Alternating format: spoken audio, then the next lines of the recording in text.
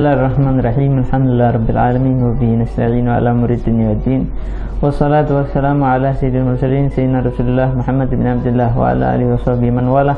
Subhanaka la ilma lana illa ma 'allamtana innaka antal alimul hakim. Rabbi shrah li sadri wa yassir amri wahlul 'uqdatam min lisani yafqahu qawli wasaddid bi lisani wahdi bi qalbi bihaqqi sayyidina Muhammadin sallallahu alaihi wasallam. Amma ba'd. Alhamdulillah, para pendengar MCA yang dimuliakan oleh Allah Subhanahu wa taala. Kali ini di kesempatan ini Al-Fakir insyaallah akan menjelaskan mengenai tata cara bagaimana seseorang sujud tilawah. Ya, karena sujud ini ada beberapa macam, ada sujud tilawah, ada sujud syukur, ya, ada sujud sahwi, ya. Semua memiliki tata cara yang berbeda dan syarat-syarat tersendiri yang insya Allah akan kita ulas secara singkat di pertemuan kali ini. Yang pertama, bagi siapa disunahkan untuk melakukan sujud tilawah ini? Disunahkan bagi yang pertama al-qari, orang yang membaca. Orang yang membaca ayat daripada ayatus sajdah, maka dia disunahkan untuk sujud tilawah. Yang kedua al-mustami'.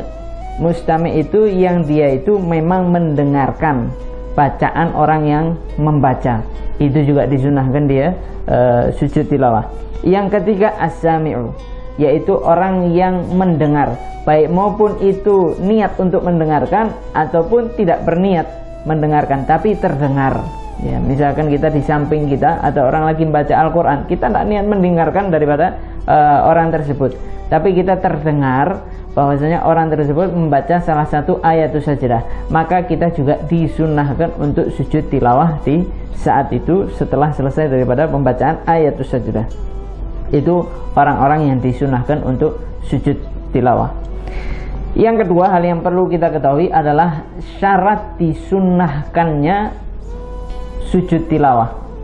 Jadi ada beberapa syarat. Ketika syarat ini terpenuhi, maka disunahkan, baru disunahkan kita untuk mengerjakan sujud tilawah tersebut. Syarat yang pertama, hendaknya bacaannya itu bukan bacaan yang diharamkan. Seperti misalkan orang yang lagi junub. Orang yang lagi junub itu dia haram membaca Al-Quran, tapi dia membaca Al-Quran dan ternyata yang dia baca itu ada ayatus sajdah, ya, yang disunahkan untuk tilawah, maka kita tidak disunahkan untuk sujud tilawah, karena bacaan yang dibaca itu adalah bacaan yang diharamkan secara zatnya. Syarat yang kedua antakuna maksudah, yaitu bacaannya memang bacaan yang ada tujuannya dari seseorang. Beda halnya kalau misalkan yang ghair maksudah, yaitu bacaannya orang yang tidur, orang ngigo, lagi tidur dia baca ayatus sajdah, maka kita yang mendengarnya tidak disunahkan untuk sujud tilawah. Yang ketiga, yaitu antakuna qiraah li jami' ayatis sajdah. Hendaknya syaratnya bacaannya itu untuk semua ayatus sajdah. Jadi satu ayat sajdah itu dibaca penuh. Beda halnya kalau misalkan hanya dibaca setengah saja, maka tidak disunahkan untuk sujud tilawah. Syaratnya harus dibaca sempurna ayatus sajdah tersebut. Yang selanjutnya wa min qara'in wahidin, disyaratkan harus dari satu pembaca dalam satu ayat sajdah tersebut. Kalau setengah, kalau dua orang, setengah membaca yang depan, setengah terakhirnya dibaca oleh orang yang kedua, maka tidak disunahkan untuk sujud tilawah. Syarat yang selanjutnya yaitu wa fi zamanin wahidin, di satu waktu, ya. Beda halnya kalau misalkan waktunya berbeda, nah itu tidak disunahkan sujud tilawah, tapi di satu waktu. Yang terakhir syaratnya fi ghairi sholatil janazah, yaitu di selain sholat jenazah, ya. Jadi baik maupun di sholat fardu, di sholat sunnah, atau ketika kita lagi tadarus membaca Al-Quran dan selainnya selain di dalam sholat jenazah. Itu syarat umum disunahkannya sujud tilawah. Adapun syarat tambahan bagi si pendengar, ada syarat tambahan bagi si pendengar untuk disunahkan dia sujud tilawah. Apa tambahannya selain tadi syarat-syarat yang sebelumnya? An yasma'a jami'a ayatis sajdah, hendaknya dia harus mendengar seluruh ayat sajdah. Ya, jadi kalau dengarnya hanya setengah-setengah, maka si pendengar tidak disunahkan sujud. Tapi syaratnya dia harus mendengar semuanya. Yang kedua, syarat yang kedua, yaitu mendengarkannya bukan termasuk mendengarkan yang dimakruhkan. Maknanya apa? Seorang yang mendengarkan dalam posisi dia sedang sholat, dan di sampingnya ada orang yang sedang membaca Al-Quran, dan ternyata yang dia baca itu ada ayat sajdah, maka yang lagi sholat ini tidak disunahkan untuk sujud tilawah atas bacaannya orang yang lagi tadarus Al-Quran di sebelahnya, kecuali bacaannya si makmum.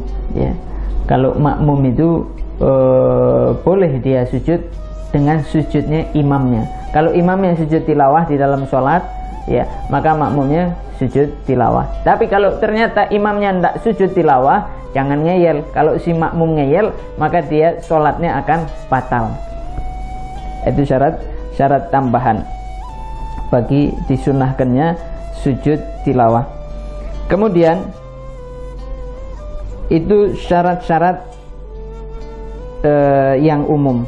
Ada lagi ketika syarat-syaratnya melaksanakannya sujud tilawah. Kalau tadi di kesunahannya, tapi ini syarat sujud tilawahnya itu sendiri harus diperhatikan. Yang pertama syaratnya tuhurun, harus memiliki wudu. Yang kedua satrun, harus menutup aurat. Yang ketiga istiqbalul kiblah, harus menghadap ke kiblat. Yang keempat dukhulul waktu, yaitu masuknya waktu. Kapan masuknya waktu sujud tilawah? Setelah selesai membaca ayat sajdah. Yang keempat adamul fasli bainal qiraatil ayati was sujud, yaitu tidak ada jarak antara selesai membaca ayat dengan sujud. Jadi selesai membaca ayatnya kemudian dia langsung sujud, syaratnya itu. Wa adamul i'radi anha, dan syarat yang kelima yaitu tidak ada niat berpaling untuk tidak sujud. Jadi kalau misalkan selesai membaca ayat sajdah, dia berpaling untuk tidak melakukan sujud tilawah, maka dia di situ sunnah sujud tilawah. Tapi kalau dia sudah niat untuk berpaling, saya tidak mau sujud tilawah, maka syaratnya itu menjadi kurang dan itu tidak disunahkan sujud tilawah lagi. Itu adalah rukun-rukunnya sujud tilawah di luar sholat, ya, maupun di dalam sholat. Adapun di dalam sholat ada tambahan lagi selain daripada rukun sujud tilawah yang barusan kita sebutkan. Apa saja ketika rukun sujud tilawah di dalam sholat? Yang pertama an-niyat, ya, harus ada niat ketika di dalam sholat itu kita niat, ya. Kemudian yang kedua sujud, yaitu sujudnya tadi. Jadi ketika mau sujud tilawah di dalam sholat, kita niat untuk sujud tilawah, kemudian sujudnya kita lakukan. Maka itu dua niat di dalam sholat. Adapun di luar sholat bagaimana? Ya, rukun tersendiri di luar sholat selain tadi syarat-syaratnya seperti suci, menutup aurat, ya, menghadap ke kiblat. Adapun rukunnya di luar sholat, yang pertama niat, ya, harus ada niat. Yang kedua takbiratul ihram, ya, Allahu Akbar, ya. Yang ketiga sujud, ya, sujud, ya. Yang keempat salam, Assalamualaikum warahmatullahi, seperti halnya salam sholat. Yang kelima tartib. Tartib itu ya harus niat dulu, kemudian takbiratul ihram, ya, kemudian sujud, kemudian salam. Ini rukun-rukun di luar sholat, ya. Apa bacaannya ketika sujud tilawah itu, baik maupun di dalam sholat ataupun di luar sholat? Bacaannya adalah sajada wajhiya lilladzi khalaqahu wa sawwarahu wa syaqqa sam'ahu wa basarahu bihaulihi wa quwwatihi fatabarakallahu ahsanul khaliqin. Ini adalah salah satu bacaan yang dianjurkan ketika sujud tilawah, walaupun sujudnya itu sebenarnya sama seperti sujud-sujud sholat yang lainnya, ya, mulai dari syaratnya, ya, kemudian rukun-rukunnya, hanya saja beda di dalam bilangannya. Kalau sujud di dalam sholat wajibnya 2, tapi sujud tilawah hanya diwajibkan 1 kali. Mudah-mudahan ini menjadi tambahan ilmu bagi kita. Mudah-mudahan Allah Subhanahu wa taala berikan kita ilmu yang manfaat dan kita bisa menjalankan apa yang diajarkan oleh Nabi sallallahu alaihi wasallam. Amin amin ya rabbal alamin. Wassallallahu ala sayyidina Muhammadin wa ala alihi wasallam. Alhamdulillahirabbil alamin wal afu minkum.